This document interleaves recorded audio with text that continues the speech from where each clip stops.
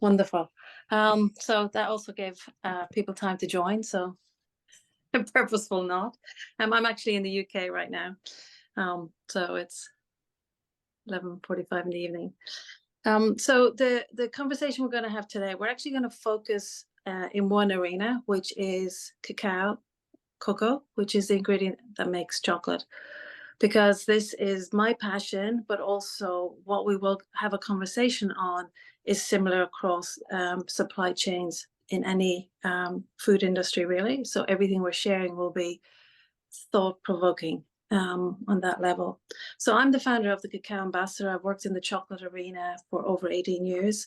And the last 4 years, I have fully committed to endeavoring to make a change on the ground with farming communities in the Pacific and doing everything possible to actually create a new potential in the ethical supply chain within the cocoa sector. I've invited 4 amazing people to join us for this because we want it to be a conversation, and really we also want to open it up to the floor. So this is a conversation of discovery, learning, because we certainly don't have all the answers. So joining me is Karina from Papua New Guinea. So Karina grew up on a cacao farm and is doing amazing things in Papua New Guinea. Mike Rainfree, who is a craft chocolate maker, and I think Mike can share a little bit about his kind of maybe opening over the last year and what can be possible versus being purely a craft chocolate maker. Keith Budd, who has experience across a number of supply chains, but Keith and I are very aligned in our vision and the impact that we can make in actually making a radical change in how cacao and cocoa is in the supply chain. And Luke Smith. So Luke is sort of, I would say, a representative of the craft chocolate arena and has a lot of experience and passion for that and enough for making a difference on the ground. So the process we're going to go through is I'm going to give you a little bit of a ground in the industry as it stands. And then I'm going to propose questions to the panel, and then we will open it up. So I presume and hope most people on here are actually chocolate lovers. Yes, thumbs up. Chocolate lovers. If you're not, don't be in denial. And that's right. Who isn't? So that is the reality. Chocolate is a love food around the planet. But in terms of the supply chain within chocolate, so chocolate's made from the cocoa bean or the cacao bean. Most consumers who love chocolate have no idea where that supply comes from. And the reality is 99.8% of cacao farmers live in poverty, and they have never actually consumed their own cocoa bean. That's the reality in the supply chain. It is the same in coffee. So I use the word both cocoa and cacao because sort of in the commodities market, it's called cocoa. Its original name was more connected to cacao. In Papua New Guinea, they use the word cacao. So cocoa is a commodity. It's traded on the World Stock Exchange, and the farmers who grow it live in poverty. And there's a massive gap between the big chocolate factories, the farmers, and the consumers. And in my experience, it's kept like that on purpose. So everybody kind of sits in this fog of not really understanding what is the supply chain, who are the cacao farmers, so big companies can get away with using words like ethical, or like Cadbury's use, cacao farmers' lives matter. And if they actually put that on their packaging. And if that is the case, why is every cacao farmer in the world kind of living, not kind of, but actually living in poverty? So the cacao bean is been used on the planet for over 5,000 years. Started in Central America, not grown anywhere else around the planet. And it was a very sacred food in Central and South America. It was consumed as a drink, and the name given to it was Thebroma, food of the gods. And it came to Europe in the 1500s by the Spanish. But the chocolate industry in itself, in terms of the beginning of a supply chain, didn't really start until the mid 1800s. And I'm actually in Birmingham in the UK. Something in me really drew me to actually come and do a bit of research on Cadbury's, because they were one of the original big companies that started. And I always had respect for Cadbury's in terms of how they began, because they were a Quaker family. They cared for their staff. They were quite radical compared to other companies in the Industrial Revolution. Their staff had a really healthy living environment, had access to doctors, had ethical working hours. But what I discovered yesterday when I went to the library where it keeps all the archives is this whole paper written on the dark side of Cadbury's, and how they originated with beans from Sao Tome of Africa, farmed by slaves. And that is the reality of how chocolate began in the world. And that's the same for every big company like Lindt, Godiva. And that's how we began in the West in making chocolate. And unfortunately, it hasn't really changed since. Are there official slaves working on plantations? No, but is there a dark side to cocoa and cacao trading in terms of it being traded as a commodity? And every time a cocoa farmer takes a sack of beans down to the wharf, she has no idea what price they will get.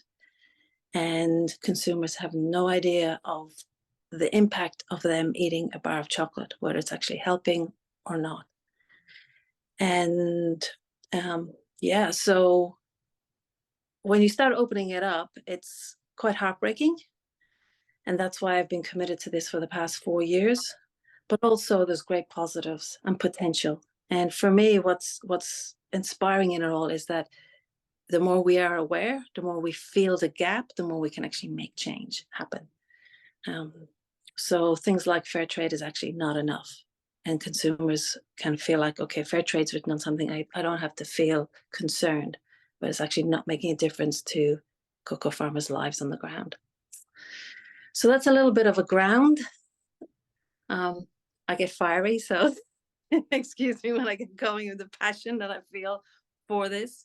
And being sort of every 6 weeks on the ground with Pacific cacao farmers, it's a real fire and passion. And as I said, this is similar across the sourcing of many foods from supply chains where we don't understand. So I'm going to open it up to the panel first, and I'm going to ask Karina if she could introduce herself and maybe say how she landed in her realm of chocolate. And also, Karina, if you could just share from your perspective, what are the challenges that cocoa farmers actually face? We specifically can talk about Papua New Guinea, where I believe we have over 3 million cacao farmers and a population of 10 million. And just really, what is it like as a life of the source of this ingredient that makes chocolate for the farming communities, and what challenges do they face? Thanks, Oonagh. Hi, everyone. My name's Karina. I work for a company called Paradise Foods here in PNG. We're one of the largest food manufacturers here.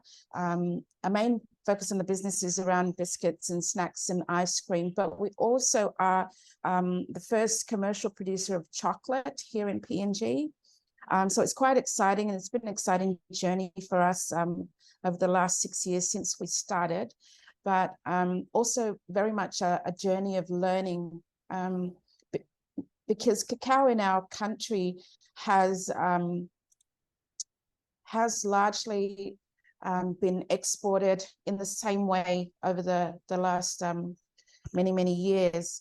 But we saw a vision where, the cacao farmer, they were not benefiting in any way from their hard work. So going into value adding and having a chocolate product, which we could say this is truly made from PNG cacao, is something that was very important to us. And that's the reason why we embarked on this journey of going into chocolate making.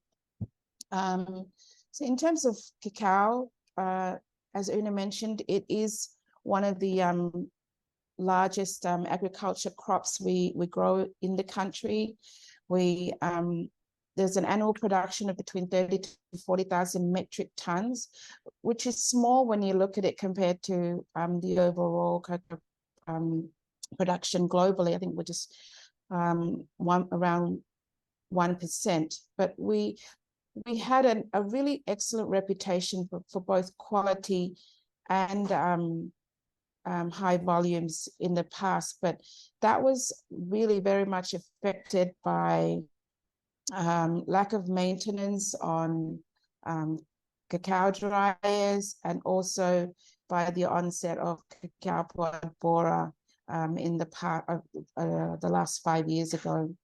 And this really affected thousands of smallholder farmers, because it does provide vital income for 20% of the country's population. Most of our cacao is grown around the coastal areas, and so they face a lot of challenges in terms not just the production of the cacao, but in terms of basic village life. I would say the villages are very remote. There's challenges faced in lack of infrastructure. Many of our farmers have to travel many hours by foot, and then by either a dugout canoe, and then finally by a truck to access the nearest market where they would sell their cacao bags. So transport is quite difficult, getting their cacao to market. There's also challenges around obtaining support to improve their farming practices so that they can have the high level of quality that's expected. Support from government, and also the relevant bodies that can be giving the support needed to improve their farming, their farms. Village life is very basic. The basic housing. There's very little access to reliable energy. Some don't have clean water. Technology is very limited too. So all these things, they really do impact the cacao growing communities here. But I see we're very resilient, and we've really seen through our farming groups the determination that they have to want to be successful in their agribusinesses, and that's important for us. And it really gives us the drive as well to keep doing what we can as a company to support their businesses as well. Oh, amazing. Thank you so much, Karina. And hopefully you will jump in a little while with some more questions, because I'm sure people would really love to understand more, really at the heart of where this ingredient comes from in terms of village life, like you were sharing. One of the things that people may not realize is the price of chocolate does not go up and down on the supermarket shelf. But when a cocoa farmer takes their sack of beans, like Karina has described, could have taken them hours or even days to get it to the wharf, or where there will be a buyer for those beans, they have no idea what price they will get, because it will change daily based on the World Stock Exchange. So one of the amazing things with Paradise Foods, Queen Emma Chocolate, where Karina is the general manager, we're endeavoring to do, because I've worked really closely with Karina for the last year, is to actually pull out of the World Stock Exchange and create a stable price for the farmers that is reliable, consistent, and a quality price. So we don't care what the World Stock Exchange is doing, or the games that are played in terms of futures and buying cocoa in 2 years' time that hasn't even appeared on a tree, that may not even have been planted yet. So that's our endeavor. But something that's happening right now, for example, is that the World Stock Exchange price for cocoa has gone right up, first time in 7 years. It's escalated maybe by 30%. And it has actually only grown stably for 4% over the last 20 years. So this is a peak and a flux in the market that's unstable. The price will go down again, but it confuses the farmers. So when we're endeavoring to work long term on a quality price that will stay stable, that will provide an income for the farming communities, that will help them reinvest in their farm, the stock market comes in and actually destabilizes that. And there's a number of projects like what we're in happening around the world that then get destabilized. So one of the things that we're really working on is the connection and partnership with the farming communities. So we're talking a new language, which is essential in an ethical supply chain. We're talking about long-term stable pricing. We're talking about working together. We're talking about giving the farmers back their power and their voice. So they actually know what they are growing, and they are not in mystery like consumers are. They don't think this is just white man's food. They actually have a connection to their crop, have a voice in the future of their community through this crop that is loved across the chocolate. So yeah, that's just the ones that add to that in terms of sort of the beginnings of what an ethical supply chain could look like. So now I'm going to open it up to Mike, brain free. And Mike, if you can tell how you've landed in the world of cacao chocolate, and maybe some of your shifts over the past year. And what question to you is, what would you say is an ethical supply chain? What could that look like? Good morning. Okay, well, I've had a lifetime career in food as a chef, and then food technology in large corporates, and I've always been uncomfortable about some of the practices in those businesses. So very happy to be getting closer to source and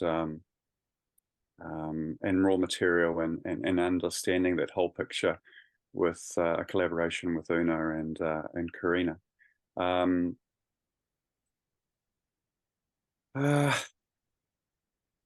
I think the obvious thing is that everyone's been fairly treated. There's so many nuances in that, and until you start looking into it, you really don't understand it. As a craft chocolate maker 6 or 7 years ago, the biggest challenge was simply finding beans, because the commodity market so dominated the supply that the small boutique beans were very hard to source. But that's improved dramatically over the last few years. But it's simply been replaced by a different supply chain issue. So most of these things seem to come back to supply chain. The cost of small volume trading is so much higher, as the infrastructure is not there. It's only just being developed.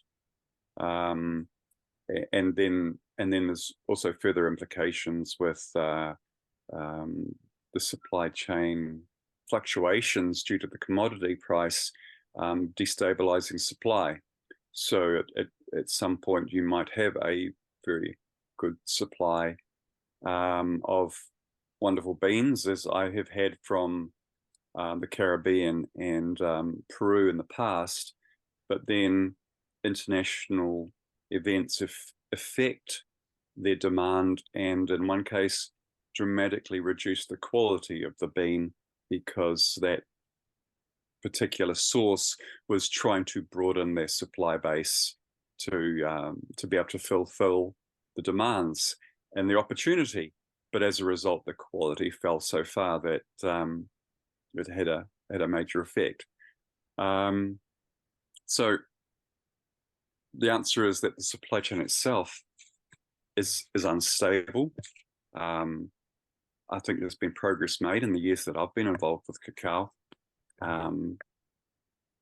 but I think we're still just at the beginning of it. I think we've had the opportunity in the last year to learn a lot more about the farmers and learn how little they know about the users. But I think we're actually in a privileged position compared to a lot of the other craft makers in the industry. They're still removed from the farmers in the same way as consumers are. It's certainly heartening to see a strong focus on the stories of the farmers coming through, but very often it's still only secondhand information, and partly meeting a feel-good aspect that's trying to be portrayed. And so I'm not confident that it's actually reliable. So I think I may have drifted away from your question, but that's my picture. Okay, that's great. Thank you so much, Mike. So Mike and I, sorry, I've just dropped my questions. Mike and I have formed a new company called We the Cacao, working with Karina in Papua New Guinea. And our endeavor is to, from the ground up, in every step and every level, actually build an ethical supply chain. And I just see Malcolm popped into the chat how working, I think, with farmers in Tanzania, how they have helped uplift whole communities. And one of the things that I see and know in any ethical supply chain is if farmers have a connection to their crop, if they have an understanding of what they're growing, and if they actually consume it locally, there's a radical change in the supply chain. So in Papua New Guinea, for example, farming communities, they know what good mangoes are, good bananas are, good taro is, because they consume it. And everybody says to the farmers, grow better cocoa and you get a higher price. But if they don't actually consume it and have the benefit for themselves, that is an impossibility. It's actually a break in knowledge. And they're disconnected from the crop. So they have no idea of the preciousness of what they're growing, and they can be dominated by the world pricing. Mike mentioned about the craft chocolate industry. And within the cocoa industry, there are 3 key markets. One is what we call the bulk market. And that market is 70% of the world's cocoa in terms of the purchase of it. So the cheapest ice cream, the cheapest cookies that have cocoa in it, chocolate in it, actually comes from the bean. And so if you can imagine a liter of chocolate ice cream being sold for $5, the pressure for the cheapest price goes on to the farmers, and they're the ones who suffer. A supply chain could have 8, 10, 15 touch points where other companies are making money, and the squeeze goes back down onto the farmers. So I'm going to hand it over to Keith to talk about some positives that are happening, because there are positives. And maybe Keith, you can introduce yourself, what your heart is in all of this, and some positives that are happening. Thanks, Oonagh. Yes, I'm Keith Budd, and as Oonagh said, we're both on the same page. We're very, I guess, passionate about what we are working on. And I've got the great job of talking about the positives. I think I don't know whether Oonagh picked me because I'm positive or what that was, but the key things I think are positive from a New Zealand perspective anyway, that we've got more New Zealanders becoming chocolate makers. It's a bit of a renaissance in chocolate making. We also have more New Zealanders understanding the health benefits of dark chocolate in particular. And what I feel has been a real accomplishment in the last couple of years is more Pacific farmers supplying New Zealand chocolate makers in New Zealand to make the chocolate from the Pacific and globally. And I think that's one thing that is often overlooked by most consumers, is that we've got chocolate growing on the doorstep in New Zealand.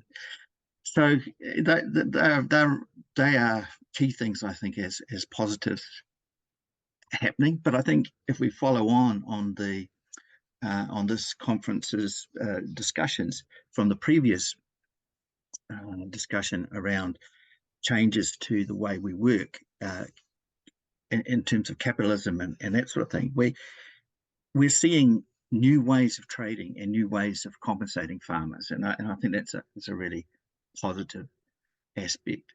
So those are my key positives. Cool. Thank you, Keith. I think, like you're saying, with more craft chocolate makers, we actually have the opportunity for more education, because the gap is smaller. Because I spoke about the boutique market the bulk market having 70% of the world purchasing, but then we have the boutique market, which would be companies like Whittaker's, even though in New Zealand we consider them to be large, they would be considered Yes. boutique in terms of size compared to the Cadbury's and other chocolate factory companies. And then we have the craft chocolate industry, and they're only about 2 to 3%. And that's like with Raglan chocolate. Mike makes amazing chocolate, giving you a plug, Mike. And the craft chocolate makers, like in terms of, you know, the craft beer, they have an awesome potential because they are much more focused on the consumer, on education, and making a difference through a passion. So I'm going to hand over to Luke. Luke writes lots of articles, and he's really out there in terms of representing the change and the potential through the craft chocolate industry. And really, Luke, my kind of question to you is, what challenges do craft chocolate makers face? And also, do you feel that they are close enough to the farming communities, or can more happen in the craft chocolate industry, and how you see that? Thanks, Oonagh. Hi, everyone. Yeah, it's exciting times in craft chocolate. Things have developed so much in the past 10 years. You know, we've gone from about 2 makers to about 20 in New Zealand, and seeing a lot more consumer understanding about it. It's still early days. I think there's still a lot of education, but yeah, there's definitely more and more people understand what craft chocolate is, what bean to bar is, things like that, and that chocolate is made from cacao. And it's like, yeah, these kind of basics that a lot of us in the industry have had to kind of hammer on the same message for 10 years or more. It's definitely starting, like, people are getting it more and more. But yeah, there's still a lot of challenges for the industry. I think it's a lot of the craft makers we have here are very small. Not many people are making like a full-time living out of making chocolate. It's very early days, I would say. And I guess that I think a big challenge still, although it's getting easier, but I think it's still price point and getting the public to understand why a bar of craft chocolate costs more than a mass-produced industrial chocolate. I think it's a big challenge. Essentially, we've had a couple of 100 years of chocolate being based on an entirely unfair trading system, and people have got used to a price of a chocolate bar that's based on unethical trading. And after 200 years of that, it's going to take a long time to change that culture, I think. And I think it also kind of comes into the, not to go too off topic, but the kind of broader issue of like how people think about food and price. I'm really fascinated in, you know, I think it's very common in my experience to find people who are willing to buy like a more expensive car or phone or TV, but they want the cheapest food possible. And they kind of think of food more as like an amenity, almost like the gas or the power or the water. And they just want a basic supply of sustenance. And I think we also need to change that culture, and people, yeah, food is so much more important than that. It's something beautiful and nourishing, and yeah, chocolate is so much more than just a sweet treat, you know, and it's a way of connecting with the world. So there's so many messages. It's a joy to talk about it, because I think it's a really exciting industry, and people just love it, you know. And I think if people knew more about what was really going on, they would actually be very on board with what's happening in craft chocolate and in the ethical chocolate movement. It's just that a lot of people don't know, and it's so hard to compete with the marketing budgets of big companies. You know, it's very hard to get your message across when you're in a market that's dominated by high budget advertising. You know, it's very tricky. So yeah, that's one of the challenges, alongside all the regular challenges of running a small business. It's there's, especially right now, I know a lot of people are struggling, and to choose to use a more expensive ingredient for ethical reasons is, you know, I think, well, it's not a choice for a lot of the makers, you know, it's a no-brainer, but at the same time it presents a lot of challenges. Yeah. Wow. Yeah, amazing. Great points, Luke. Thank you so much. I'm gonna open it up to the floor now, but I just wanted to drop in, a few points to consider in any supply chain. One of the things is the many levels involved. So that's what's happening, kind of leading on from the previous conversation. When the chocolate gets to the shelf, particularly if it comes out of Europe, there could be 18 touch points of different people making money on that. So one of the things we have to shift is reduce entirely the amount of hands involved, profit makers involved, from the farmer through to when it gets onto the shelf. The second one is about, it's not all about money in how we think in terms of farming communities and in pricing, like a guaranteed price. So I've read through some of the questions in the chat. A guaranteed price is only one part of it. I've just come back from Bougainville, and talking with the farmers there, I expressed to them there's actually what I call 3 Ps. One is the people. So the farmers themselves have the connection to their own cacao. They have it. It's an incredible healthy food. They have that benefit in their lives, which they don't have right now. The second one is price, and the third one is pride. So that the cacao farming communities, or any farming community who produce something that is for our benefit that we love, for them to have a connection and a sense of pride in what they do. And that gives them back their power, for them to actually be able to say no in terms of pricing, like we're starting to see happen in Africa, which is creating an issue in Europe in terms of pricing of cocoa, because some countries in Africa are starting to say no to the really low price. And realizing they actually do have a power and they do have a voice, which has been broken over 200 years in the industry. And really to join the consumer to the cacao farmer, not through flashy marketing that just says the word ethical or nice words that they don't have to have any backing behind, but for the consumer to actually know who is behind this, how did this get onto the shelf? And that's about a huge amount of education. And we're only beginning on that, because ultimately the power is in the hands of the consumer. They make the choices, they drive the change. So when a consumer goes and picks a craft chocolate bar that may be $12 compared to $4 for 200 grams in the supermarket of another company, they actually know more that's going on, and they know less is actually more, tastes more amazing, but the impact is all the way through. So education of consumers for me is huge in all of this. So going to open up the questions. People have dropped questions into the chat, but if you have a burning question, if you could actually just unmute yourself and ask the question, and anybody from the panel can jump in to answer it.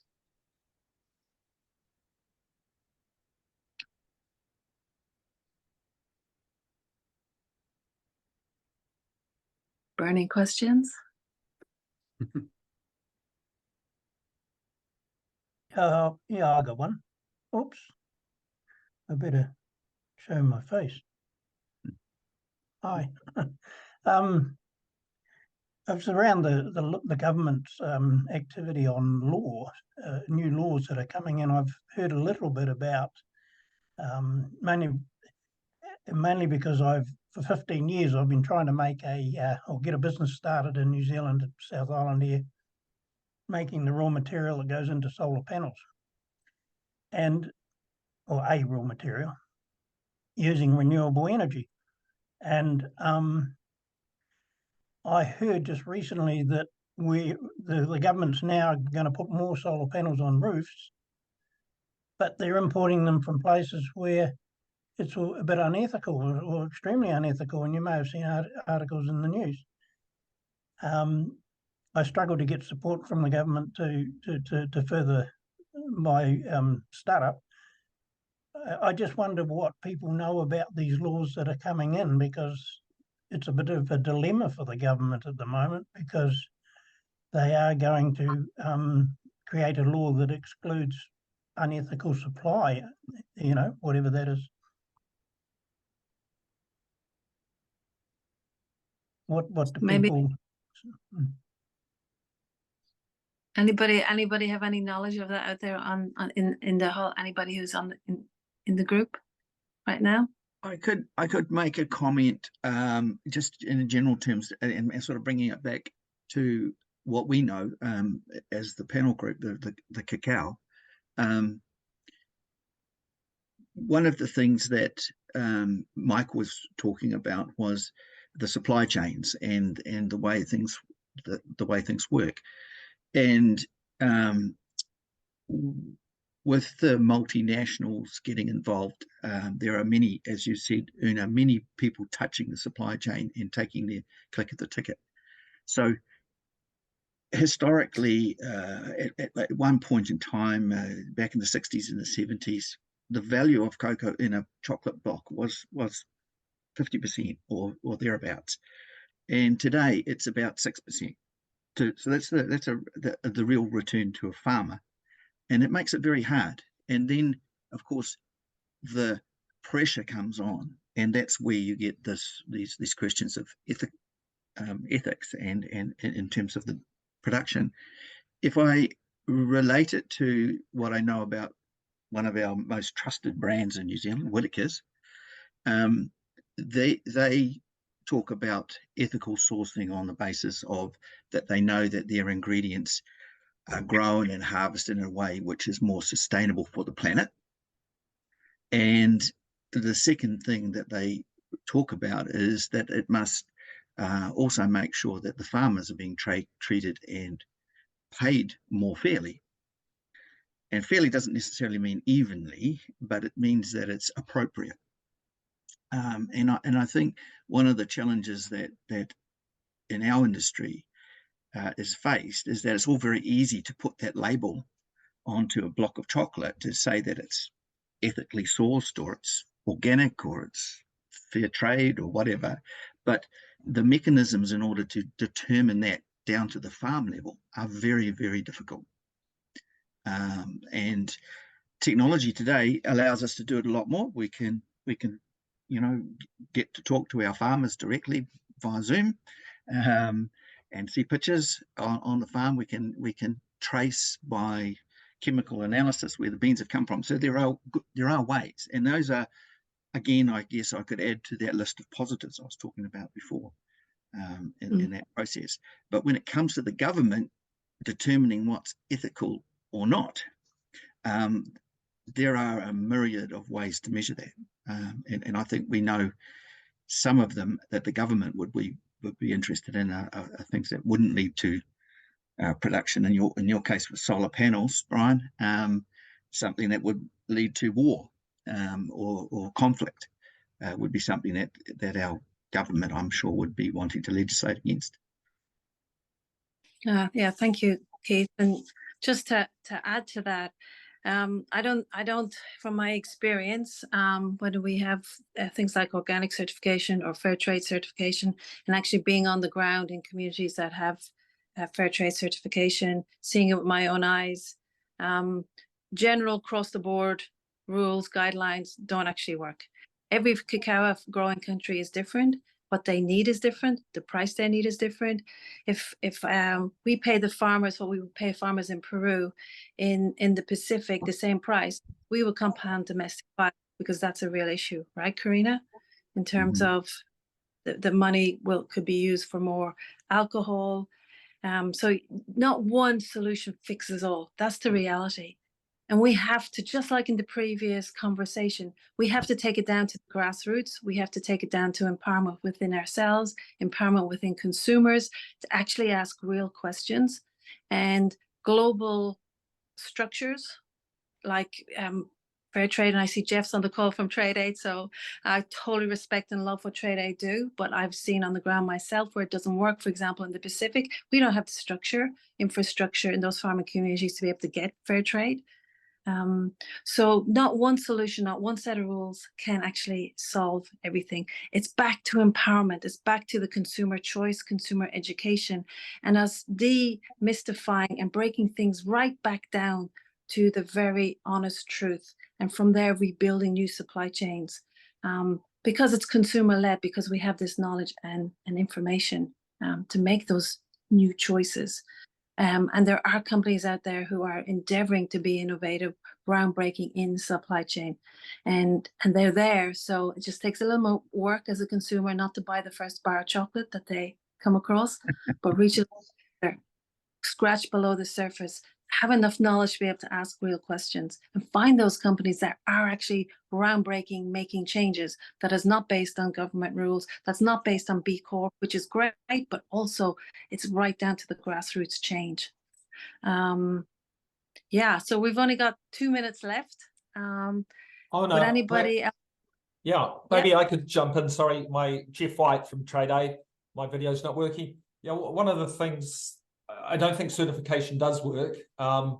We sit outside the fair trade certification system. I think it's good for corporates, but I don't think it works for us as well. But what we found is you actually have to have the farmers as part of your conversation. When we say what's a price, what's not a price, we ask our suppliers what's the right price, you know, and it can't be imposed from anyone else looking at it, can't be imposed from a certification system. It has to come in discussion with the farmers themselves. And one of the areas, especially, you know, if we, for instance, look at possibly the coffee industry, they have and they work within the certification system. They then put add-ons. They might say, well, it's that plus for our region and for our particular circumstances, we want an extra 20% on that price. And so that's how we're working with some of the groups. In the chocolate industry, what a lot of our farmers are doing now in our bigger cooperatives is they want to make their own chocolate. So, and they want to take from cocoa beans to liquor and butter as the next step up. So we're encouraging them and paying them extra as much as we can, so we get some of these factories located within the countries where the beans are made and get them out of the commodity market. I think to me that's the big answer. Yeah, I that's also totally agree with you. Getting out of the commodity or the existing commodity market, I think, is the issue, because it is ancient and creaking, and it doesn't fulfill you know, a planet where we need to make significant changes to improve farmers' lives and everybody's life in the Pacific or in the tropics even. Yeah. So I have to, we're out of time now, but absolutely, Keith, and thank you for that, Jeff. And so I just encourage everybody on this call, ask discerning questions behind any brand of what is your favorite coffee, chocolate, anything really. Be discerning, like Luke said, food is precious. So are the farmers, the supply chain that provides that to us. And thank you all for joining. And I look forward to where this conversation can lead us. And I will read through all the chats that people wrote in, and really appreciate everybody's really active participation. Thank you so much, everyone. And thank you to the panel who've joined me. Thanks, It's been Oonagh. wonderful. Okay, thanks, Oonagh. Oonagh, just Enjoy. reiterating that. Thank you so much for bringing together such an amazing panel, and the power and insights that you have created for us, for being able to focus in on the cacao industry and the dilemmas and challenges there with the supply chain. To Karina, Mike, Keith, Luke, again, thank you so much for giving up your time, coming and joining us today. It was an incredibly insightful conversation, and I think for me really kind of opened up my eyes to this whole thing, that really kind of like fair trade isn't necessarily enough in its own right, and isn't making that difference to those on the ground, and how do we overcome, I guess, some of this sort of greenwashing, or provide consumers with real transparency and lower these touch points, change some of the power dynamics at play. And to all of you that joined us on the panel, helping to create change, thank you, really appreciate it. So now we are moving into a lunch break. Feel free.